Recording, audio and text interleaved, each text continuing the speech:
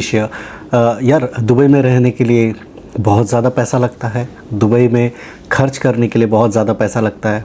Cost of living Dubai में बहुत ज़्यादा है। ये हम सबके दिमाग में चलता रहता है, पर क्या ये सच है? आइए देखते हैं। दोस्तों, इतने साल दुबई में रहने के बाद मैंने ये तो चीज़ सीख ली है और ये चीज़ मैं बता भी सकता हूँ based on my life experience कि यहाँ पर रहने के लिए जितना ज़्यादा पैसा लगता है या खर्च करने के लिए ज़्यादा पैसा लगता है वो मैटर नहीं करता, वो सवाल है ही नहीं है। बात ये है कि आप कैसे रहते हो, आप कैसे खर्चे करते हो और आपको कितना सैलरी मिलता है। फॉर एग्ज़ाम्पल, अगर आपको 7 और 8 हज़ार दिरहम सैलरी मिलता है तो क्या उसमें आप सर्वाइव कर सकते हो? क्या चीज़ डिपेंड करता है आप किस हिसाब से अर्न करते हो, आप किस हिसाब से खर्चे करते हो। क्या आपके पास कोई सेविंग है? क्या आपके पास बहुत सारा क्रेडिट कार्ड्स है? क्या आपके पास बहुत सारा लोन है? अगर लोन, क्रेडिट कार्ड्स, EMIs पर आपकी ज़िंदगी चल रही है और आपको एक लैविश लाइफस्टाइल दूसरों को दिखाने के लिए ज़रूरत पड़ती है, तो ये सैलरी क्या, 7,000 सैलरी क्या, 50,000 दिरहम सैलरी में भी आपको दुबई में रहना इम्पॉसिबल हो जाएगा। पर यहाँ पर लोग ऐसे भी रहते हैं जो 2 या 3,000 दिरहम की सैलरी में रहते हैं। उनके कंपनीज़ देते हैं और वो उन पैसों को जमा करके घर पे इंडिया में अपना लैंड भी ख़रीदते हैं, अपना घर भी बनाते हैं, अपने परिवार को भी देखते हैं, बच्चों का एजुकेशन भी करते हैं। क्या आप ये बिलीव कर सकते हो? ये टोटली बात है आपके ऊपर कि आप कैसे अपने पैसों को मैनेज करते हो, आपके रिस्पॉन्सिबिलिटीज़ क्या है, आपके अकाउंटेबिलिटीज़ क्या है। बात यह है, यहाँ पर आप 40,000 दिरहम कमाओ, 50,000 दिरहम कमाओ या 100,000 दिरहम कमाओ, ये सारा चीज़ डिपेंड करता है कि आपके लाइबिलिटीज़ कितने हैं, आप कैसा खर्च करते हो, आपका लाइफस्टाइल कैसा है।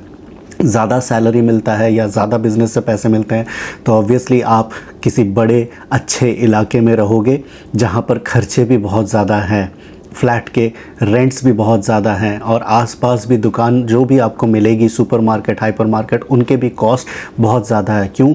क्योंकि वो डाउनटाउन एरिया हो जाता है, वो पॉश एरिया हो जाता है, वहाँ बड़े लोग रहते हैं। तो अगर आप उन बड़े लोगों के बीच में रहना चाहते हो तो मोस्ट वेलकम। पर एंड ऑफ द डे क्या आप सेव कर पा रहे हो? आपके खर्चे आप कंट्रोल कर पा रहे हो?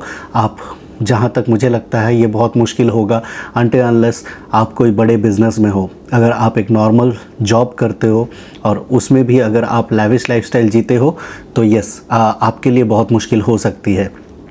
आप यहाँ पर 10,000 दिरहम, मैक्स 15,000 दिरहम में बहुत अच्छा लाइफस्टाइल जी सकते हो। और आप अच्छा लाइफस्टाइल का मतलब ये नहीं है कि डेली पार्टी करना या बहुत जगह घूमना। अच्छा लाइफस्टाइल मतलब आप खुद अच्छे घर में रह सकते हो, एक नॉर्मल घर ले सकते हो जहाँ पर आप सुकून की ज़िंदगी जी सकते हो। ठीक है, मानता हूँ ये आपके ऑफिस से थोड़ा ज़्यादा दूर रहेगा पर आप पैसे बचा सकते हो। दूसरी चीज़ ये हो जाती है कि आपके खाने पीने के खर्चे कैसे रहते हैं। आप खाना पीना डेली बाहर करते हो या घर पे बनाते हो, ये भी एक बहुत बड़ा फैक्टर है। आप कितना अमेज़ॉन से ऑर्डर करते हो या कितने बाहर के खाने ऑर्डर करते हो, ये भी बहुत बड़ा एक फैक्टर है।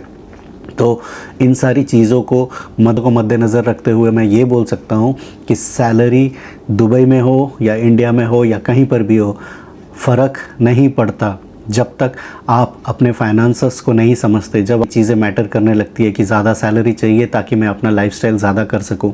कोई ये नहीं बोलता कि ज़्यादा सैलरी चाहिए तो मैं अपना इन्वेस्टमेंट बढ़ा सकूं, या कोई भी बोलता होगा तो बहुत कम लोग बोलते होंगे जिन्होंने अपने फाइनेंसेस को पहचाना है, जिन्होंने अपने आप को लोन, EMI के ट्रैप से बाहर रखा है। आप अगर हमेशा खर्च करते रहोगे, वो भले ही EMI से हो या लोन से हो या दोस्तों के ऊपर हो या खुद के ऊपर हो या पार्टीज़ करते हो में हो, और कोई भी सैलरी आपको तब तक नहीं बचा सकती जब तक आप अपना रहन सहन का ढंग चेंज नहीं करते हो।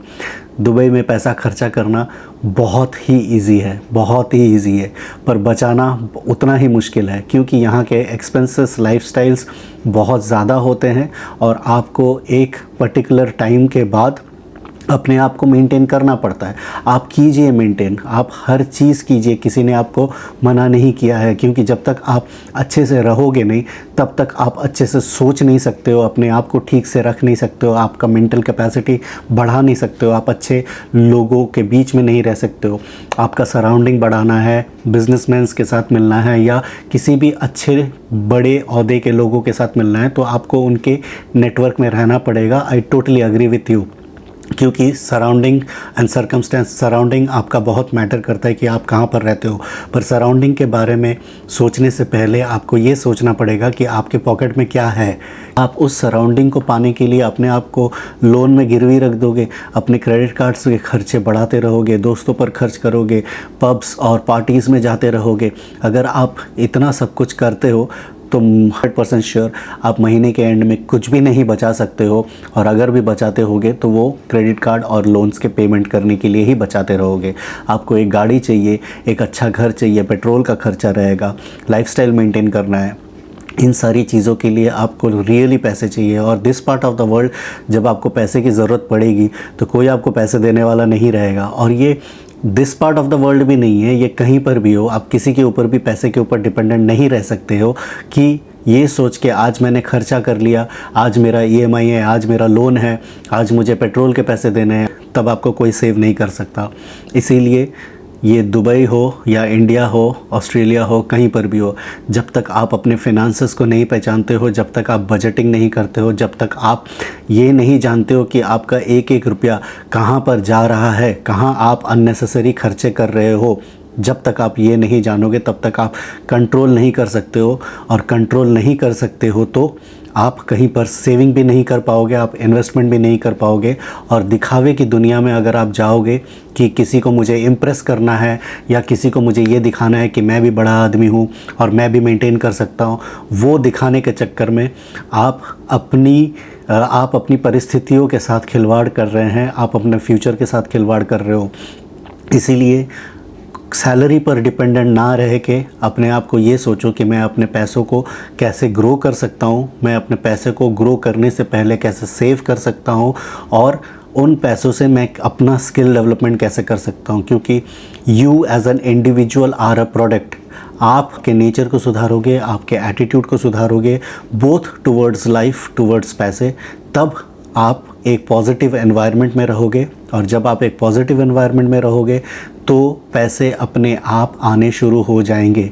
अपने ऊपर काम करो, अपने ऊपर काम करना शुरू कर दो, क्योंकि सैलरीज़ एवरी मंथ आएंगे, एवरी मंथ जाएंगे।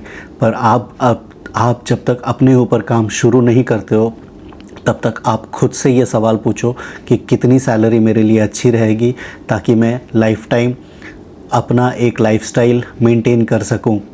और माइंड इट, सैलरी हमेशा के लिए नहीं रहती है, करनी चाहिए, भले ही वो फाइनेंस का हो, प्रोफेशनलिज्म का हो, पर्सनल लाइफस्टाइल का हो। ये सारी चीज़ों को लेके मैं नॉर्मली एक ओवरऑल अपने लाइफ एक्सपीरियंस जो भी मैंने यहाँ 16 साल में सीखा है वो शेयर कर सकता हूँ।